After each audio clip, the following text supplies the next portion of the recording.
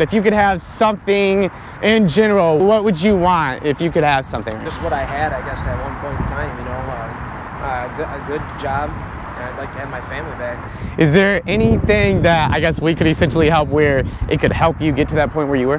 I mean, some people laugh at this, but I guess just right now, prayer. I mean, pray for me. That's all I can say. I mean, if you're, you know, a spiritual person or not.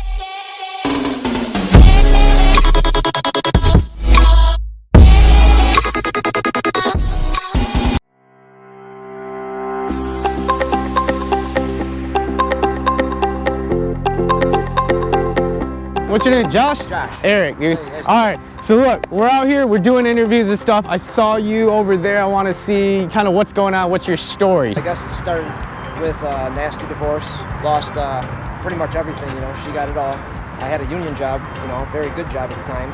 Everything started collapsing, and I made some wrong choices, and before you know it, I lost that job. And child support was really high at the time, and the judge wasn't showing me any sympathy after I got laid off.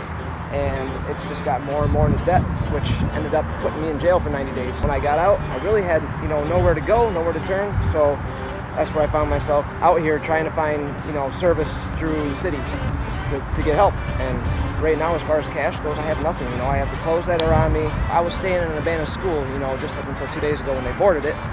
So now I'm kind of like out again. So there's a program that's supposed to help people who are like homeless, but then what they give you is to sleep in a chair? Yeah. That's all they give you? A chair. You have to sleep in a chair. So we all know there's like programs to help, but that's the type of like program that you're getting help from. What you're gonna see. And did you use like, I'm just wondering, you had to answer, but did you use like a lot of drugs or like alcohol or anything during times that kind of affected stuff, or? That's how kind of maybe, you know, when my divorce was going down, I kind of started binging, drinking, you know, smoking too much, just doing stupid stuff. But there's no like, oh, you can't do this because you're a drug addict or anything, nothing like that.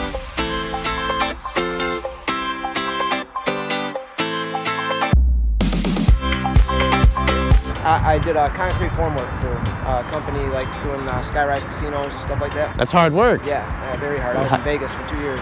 And how did you end up losing that job? I just got so depressed. You know, I didn't want the divorce. I didn't want to lose my wife, my kids, everything I worked hard for.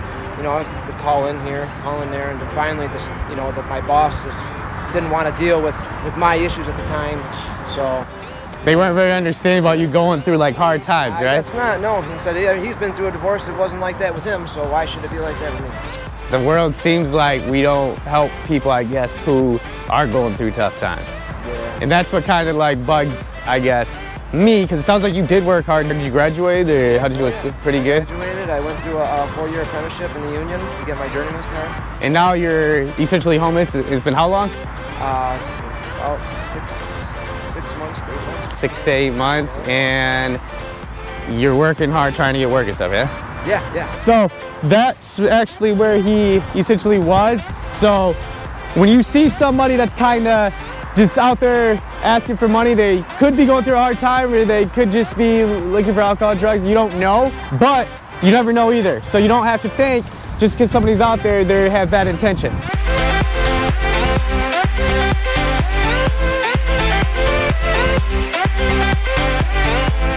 Today has been a good day for reading. I'm set. So you have a resume, like he's going through hard times. We saw him over there and he says he's set. So be thankful for what you have, right? You got like a resume and everything?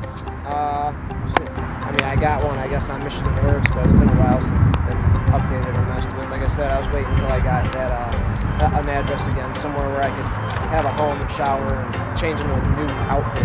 Whenever I go online and fill out an application for a good, like a regular real job, it's like they find out, oh, you know, you're this guy that's sleeping with kids or in school or whatnot, move on, you know. Did you want to go somewhere like where we could maybe grab, like pop, sit down on a computer, I can give you a few dollars and we can do something? Yeah, I mean, yeah. I'm sure you make a certain amount over here, so you don't want to miss on that. We'll give you some cash to compensate. Yeah, that's cool. Awesome. Perfect, man.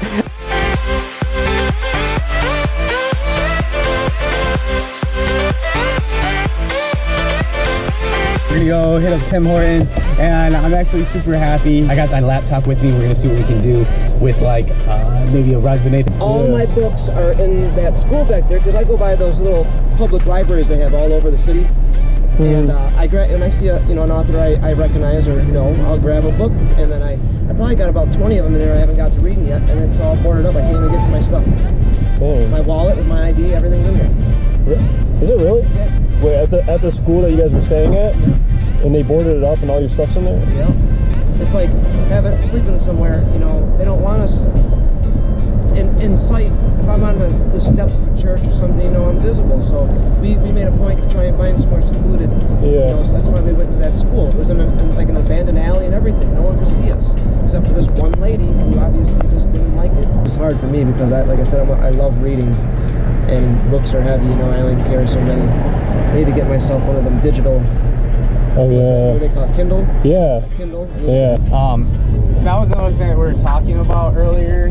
He was talking about like care packages, and sometimes people give like toothbrush, things like that. And what he kind of mentioned is sometimes people give so much of like that type of stuff because we're worried about if we give them money, they're going to spend on something terrible.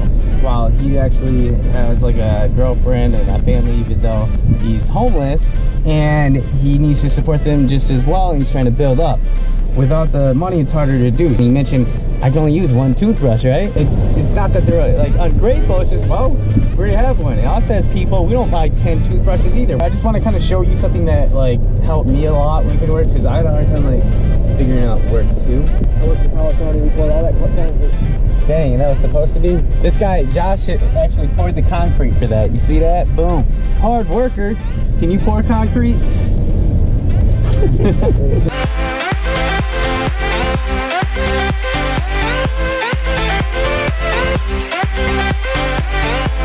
So we're about to go to Starbucks instead.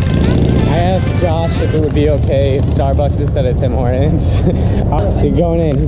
We're getting some more frappes and shit.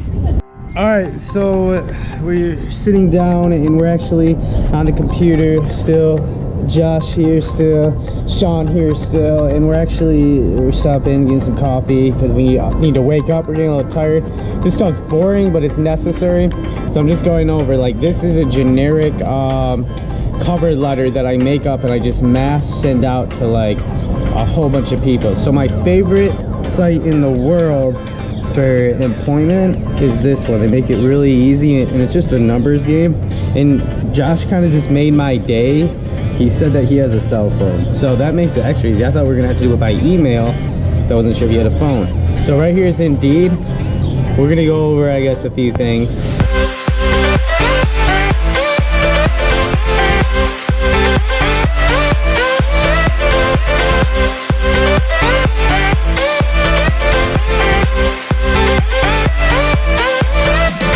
Well, we made an email, Indeed. Here's your password, a library card, and what else? Okay, so we're gonna give this to you, and then we're gonna tear some off so we can get your number. So we made an Indeed resume. Josh here, he hung out with us. He's obviously eager for work, regardless. He said we didn't have the best of luck because my computer is a piece of crap apparently, but we made like an Indeed resume. He sat with me, and it's all about what we got as like mass marketing. So you can mass market yourself. It's a numbers game. And up until about December, I was like, that's how long it took, about 6 years until like the school, the work, everything, where I was able to get like the car, apartment, everything. So it takes a while. I think you know that, but we're gonna work on all this stuff and we're gonna stay in touch. Okay. All right. Cool.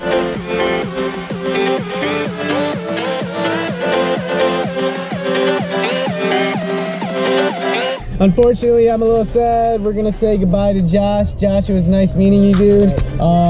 What's the next step with everything? Getting on this Indeed thing, and I guess clicking on some applications and sending them out, and looking forward to some responses on the phone. That's dope. So we're actually gonna re-meet up with them and then help out with all that, see what we can do about employment, fast, all that stuff.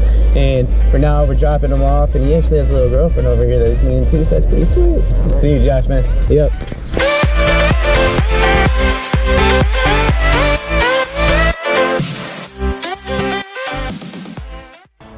As always, thank you for tuning in to Aspire to Inspire LIU. Check out this video over here, one of my favorites, and join us next week. And don't forget to subscribe and join the family over on this side, all right? Buttons here.